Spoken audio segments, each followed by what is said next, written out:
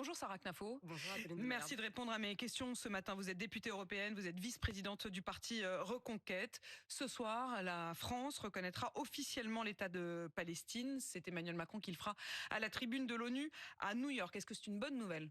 C'est une très mauvaise nouvelle pour la France, pour les Français, et y compris pour la situation au Moyen-Orient. Je pense que Emmanuel Macron est en train de reconnaître officiellement un siège à l'ONU pour le djihad. Et je le dis de manière très factuelle, aujourd'hui, il faut quand même revenir sur ce qui était la géopolitique de la France depuis 1948. Il y a bien une raison si de 1948 à 2025, personne n'a jamais reconnu officiellement un État de Palestine. Alors, est-ce qu'on peut se dire que le général de Gaulle était ultra-sioniste ? Personne en France, mais Personne en France. ce Je parle week-end, de la la géopolitique Grande-Bretagne, française. le Portugal, Oui, il y a un changement dans tout le monde l'Australie. occidental, je vous l'accorde.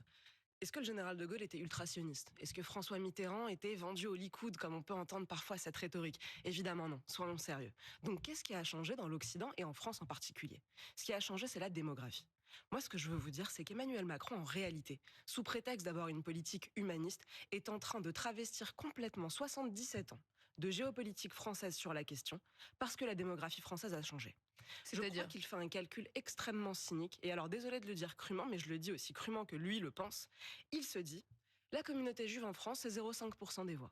Donc, c'est pas grave après tout. Si ils sont agressés, s'ils sont caillassés, si reconnaître aujourd'hui cet État de Palestine va leur causer encore plus de tort. À côté, la communauté musulmane, se dit-il, c'est entre 10 et 20% des voix, ce sera encore plus à long terme. Donc, il espère qu'à terme, la communauté musulmane, comme il le pense, parce que lui pense pas en termes de français. C'est un calcul, c'est même un clientélisme. Exactement, c'est du clientélisme, c'est du pur clientélisme. Et ils espèrent tous d'ailleurs, parce que là je cite Emmanuel Macron, il est à la tête de l'État, il aurait pu ne pas le faire. Mais il écoute certains conseillers, il lit certains rapports qui disent que ça pourrait peut-être calmer la situation dans les banlieues, de reconnaître aujourd'hui un État palestinien. Je vais revenir sur, à mon sens, pourquoi c'est un clientélisme qui dénote de leur vision aujourd'hui du peuple français. Mais avant tout, qu'est-ce qu'un État ? Un État, on sait que c'est un territoire. Déjà, ça pose question. Sur quel territoire sera l'État palestinien ? On voit bien qu'Emmanuel Macron ne sait même pas où il y mettrait une ambassade, alors qu'il reconnaît un État. Alors pour l'instant, on va y revenir, mais pour l'instant, il dit qu'il ne mettra pas d'ambassade tant qu'il n'y a pas d'ambassade et d'ambassadeur, tant qu'il n'y a pas la remise des otages. Et avant, il disait qu'il ne reconnaîtrait pas un État palestinien tant qu'il n'y avait pas de remise des otages. Ça faisait effectivement partie pour lui, normalement, des conditions à la reconnaissance d'un État palestinien. C'est lui en même temps macronien. Donc on reconnaît un État, on n'y met pas d'ambassade, on n'y comprend plus rien, mais c'est pas grave, c'est le symbole qui compte. Donc un État, en principe, c'est un territoire, une population et une autorité politique. Un territoire, on l'a dit, difficile déjà, et on le sent bien. Maintenant, une autorité politique. Quelle va être l'autorité politique sur ce territoire ? Aujourd'hui, quand on regarde, le Hamas a été élu par la population palestinienne. Quand on regarde les dernières enquêtes d'opinion, donc post-7 octobre, après les massacres, après les viols, après les égorgements, 60% de popularité du Hamas auprès de la population palestinienne. Moi, je ne dis pas qu'il faut assimiler tout le peuple palestinien au Hamas, parce que je suis sûre qu'un jour, ils s'émanciperont de leur bourreau. Mais pour l'instant, si on leur donne un État et que demain il y a des élections, ça revient très clairement à donner un État au Hamas. Et eux le savent. Eux le savent, et si quelqu'un a un moindre Mais là, vous parlez doute, de la bande de Gaza, il y a aussi l'autorité palestinienne. Et si quelqu'un a le moindre doute, regardez qui est le premier à avoir félicité Emmanuel Macron le 25 juillet lorsqu'il a annoncé sa volonté de reconnaître un État palestinien ? Le Hamas. Mais peut-être par cynisme également, non ? Mais je ne crois pas, parce que eux savent bien qu'ils vont en profiter. Or, aujourd'hui, donner un État à des gens qui seraient majoritaires chez eux, il faut rappeler que dans leur charte, article 7, le but, c'est l'éradication de l'État d'Israël. Est-ce qu'on pense vraiment qu'on va obtenir la paix comme ça ? Moi, je ne le crois pas. Et je vais vous dire, sur la situation israélienne, qui est quand même très loin de la France, comme sur la France, je crois qu'en permanence, c'est la faiblesse face au crime qui, à chaque fois, excite les gens violents, et c'est la fermeté, le fait d'être implacable qui les calme, que ce soit aujourd'hui au Moyen-Orient ou chez nous. Sarah Knafo, on va aussi parler de ce qui se passe là-bas et des déclarations de Benjamin Netanyahou, mais lorsqu'effectivement vous voyez certains maires, notamment de gauche, à l'appel d'Olivier Faure, qui disent « mais écoutez, c'est un jour qu'il faut célébrer, il y aura un drapeau palestinien sur un certain nombre de mairies aujourd'hui », est-ce que vous comprenez que pour une partie de la classe politique, c'est un jour béni ? Un jour béni pour leur clientélisme, oui, tout à fait. D'ailleurs, intéressant de voir que c'est Olivier Faure qui suscite ça. Il y a une sorte de course à l'échalote. Au départ, c'était LFI. On met Rima Hassan en tête d'affiche, etc. On en fait beaucoup, il l'assume avec énormément de cynisme. D'ailleurs, Jean-Luc Mélenchon, il dit très clairement « Je vais mobiliser les banlieues en parlant énormément du sujet de Gaza ». Et il pense que c'est ce qui lui permettra d'arriver au second tour. Mais là, on voit que même le PS est en train de s'aligner totalement en se disant on a quand même des communes PS, il y a bientôt les élections municipales, mettons des drapeaux palestiniens sur les frontons des mairies. Je crois que c'est une très mauvaise idée. D'ailleurs, moi, je suis contre tout drapeau, ukrainien, israélien, tous. Je pense qu'il faut le drapeau français. C'est la seule chose qui unit véritablement les gens. Une mairie, c'est pas la permanence du Parti socialiste. C'est pas une ZAD, c'est pas une ONG. Une mairie, c'est la maison commune des citoyens. Sarah Knafo, Donc il y a pas de drapeau sur les certains frontons. maires, et notamment à Paris, hier soir sur la Tour Eiffel, il y avait deux drapeaux, le drapeau palestinien Toujours une et le socialiste. drapeau israélien, avec une colombe de la paix. La reconnaissance des deux États, est-ce que c'est pas une bonne chose? Bah, la reconnaissance des deux États, il y en a un qui existe déjà, mais il faudrait déjà demander aux Les deux Palestiniens drapeaux. s'ils sont prêts à reconnaître l'État israélien avant de commencer par les reconnaître. Mais ce que je veux vous dire, et Annie, vous citez Anne Hidalgo, encore une élue socialiste, il y a une course à l'échalote. En réalité, ce qu'ils se disent, et j'aimerais d'ailleurs adresser un message aux musulmans français et leur dire, regardez comme ils vous parlent. Ils misent tous sur le tribalisme, sur le communautarisme. Ils ne vous parlent que de Gaza, de flottis, de violences policières, d'islamophobie. En réalité, ils ne vous parlent jamais comme à des Français. Ils ne vous parlent pas d'économie, ils ne vous parlent pas de social, ils ne vous parlent pas de niveau scolaire, ils ne vous parlent qu'en misant sur le communautarisme. Donc en réalité, peut-être qu'un jour vous vous réveillerez et vous vous rendrez compte qu'ils vous ont pris pour des imbéciles. Ça, c'est ce que vous dites C'est aux ce que je dis aux musulmans de musulmans France? français. Et je leur dis peut-être qu'un jour vous vous apercevrez que tous ceux dont ils vous ont dit qu'ils étaient des extrémistes et des radicaux étaient les seuls qu'ils vous parlaient d'égal à égal et qui avaient envers vous les mêmes exigences que pour tous les Français. Sarah Knafo, vous disiez tout à l'heure qu'Emmanuel Macron n'avait euh, aucune pensée pour les Juifs en se disant qu'il représente finalement que 0,5% de la population et donc des électeurs. Il a pourtant dit vendredi soir, je sais l'inquiétude des Français juifs, angoisse, solitude, peur. Cette semaine encore, ils m'ont dit combien leur vie a changé depuis le 7 octobre. Ils m'ont dit aussi leur exigence de justice et de protection. Et il affirme, face à la haine, la République aura toujours le dernier mot, la nation sera toujours mobilisée. Le en même temps macronien très classique et à la fin rien ne se passe. Aujourd'hui il se passe quelque chose de très triste pour les juifs français, mais comme d'ailleurs pour tous les Français. C'est-à-dire qu'ils en sont à se demander si leur avenir est encore en France. Beaucoup s'en vont. Et moi ce que je constate c'est que c'est d'une extrême tristesse de voir des gens qui aiment passionnément la France, qui ont fait ses coutumes, ses traditions, son mode de vie, et qui se sentent aujourd'hui obligés de partir alors qu'on accueille chaque année tant de gens qui la détestent. On a des gens qui aiment la France et qui s'en vont, et des gens qui ne l'aiment pas, qui crachent sur son drapeau, qui ne veulent pas le voir, et qui arrivent chaque année et qu'on accueille. Ça, je trouve que c'est extrêmement triste, que ça symbolise l'absurdité de la politique macronienne depuis 8 ans, mais d'ailleurs politique qui remonte à bien plus loin. Mais est-ce que vous soutenez l'État israélien, y compris aujourd'hui, lorsque vous voyez que Benjamin Netanyahou a dit la reconnaissance de l'État palestinien n'arrivera pas, et il a affirmé nous avons doublé les colonies juives en Judée et en Samarie? Moi, je ne suis pas là pour soutenir un gouvernement étranger. La seule politique que je soutiens, c'est celle de la France. C'est pour ça que je vous redis. Revenons à ce qui se passait en France depuis 1948. Il y a bien une raison si personne ne l'a fait par le passé. Ils n'étaient pas vendus à Israël, ils n'étaient pas vendus à Netanyahou. Ils faisaient pas ça pour faire plaisir à un gouvernement étranger. Ils sentaient bien qu'il y avait un problème. Aujourd'hui, quand même, si on repart de 1948 à 2025, on le fait pas et on attend des atrocités terribles, 1300 morts, des femmes égorgées, des bébés qui sont tués dans le ventre de leur mère, des femmes violées, etc. pour le reconnaître. Il y a bien une absurdité en tout cas.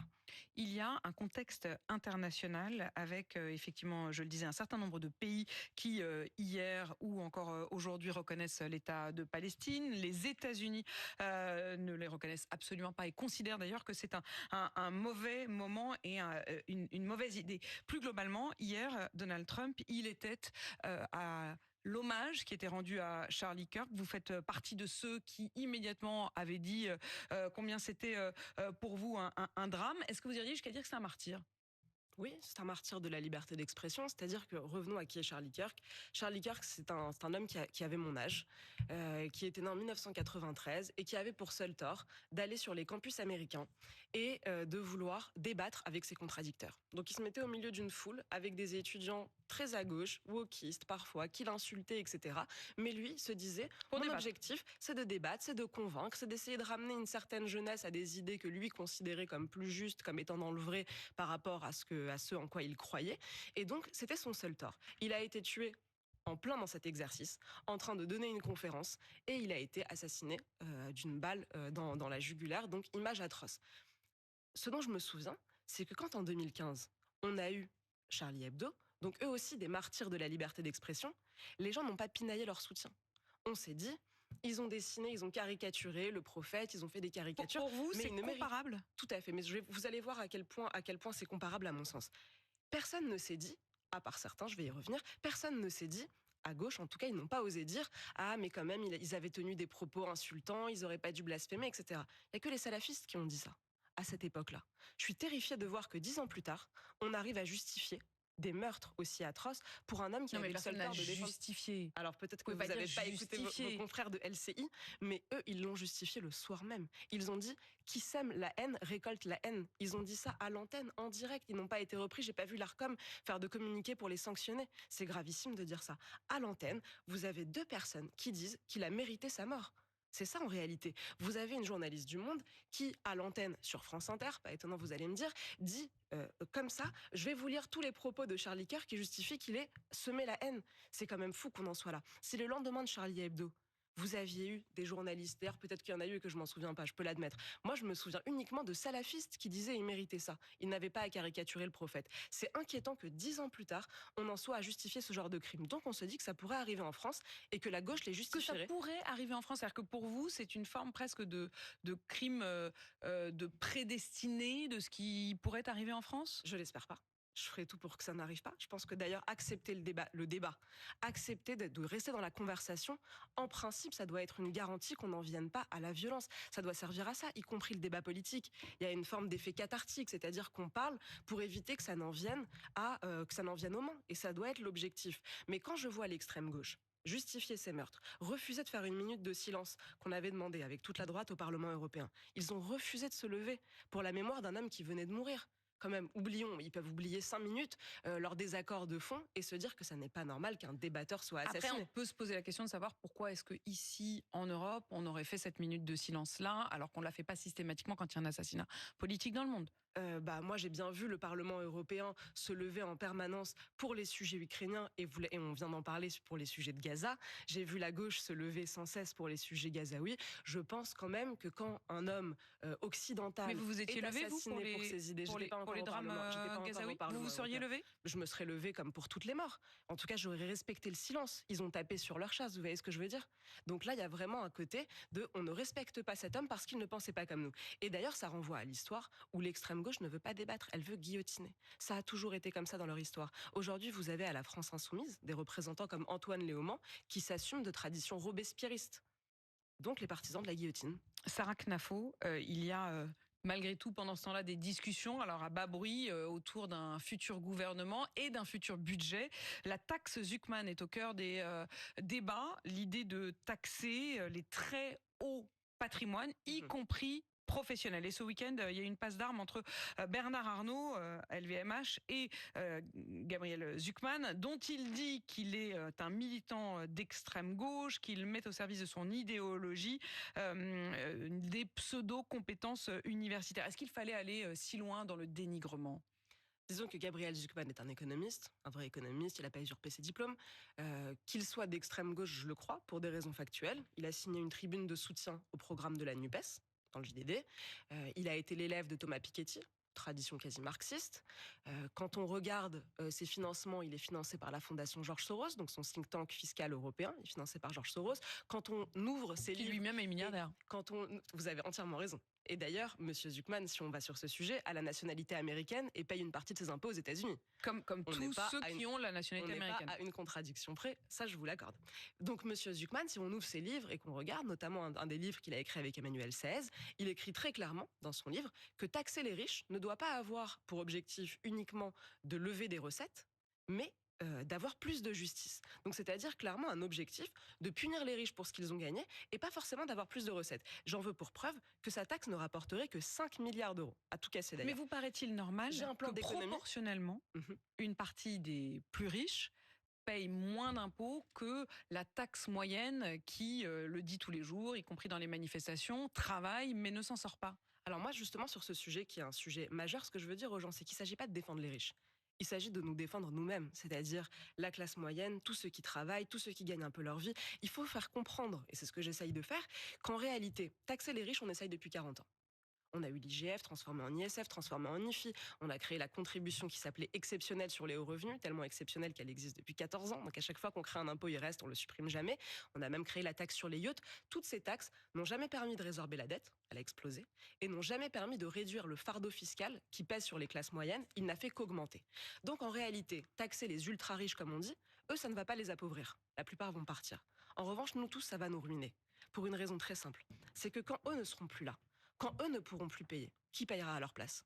Nous tous. Sarah Knafou. Le fardeau fiscal va s'abattre sur nous après eux, et après les revenus à 100 millions, ce sera les revenus à 10 millions, puis à 1 million, puis à 100 000, comme on a toujours vu dans l'histoire fiscale de ce pays. La seule solution aujourd'hui, ce n'est pas d'augmenter les impôts, c'est de baisser les dépenses. La France n'a pas un problème de recettes, elle a les recettes fiscales les plus élevées du monde en pourcentage de sa richesse, elle a un problème de dépenses, les dépenses les plus élevées du monde. Je propose d'ailleurs un plan d'économie d'urgence de 63 milliards d'euros. 63 milliards, vous les trouvez où? Je peux les citer, et qui rapporterait donc 12 fois plus que la taxe Zuckman, en demandant aucun effort aux Français qui travaillent, en ne réduisant pas le service public, en ne taxant pas du tout davantage. Donc pour vous les citer rapidement, 15 milliards d'euros sur l'aide publique au développement. Ça, on peut arrêter, je pourrais tenir longtemps, j'ai fait un très long travail, aidepubliqueaudéveloppement.fr pour ceux qui s'y intéressent.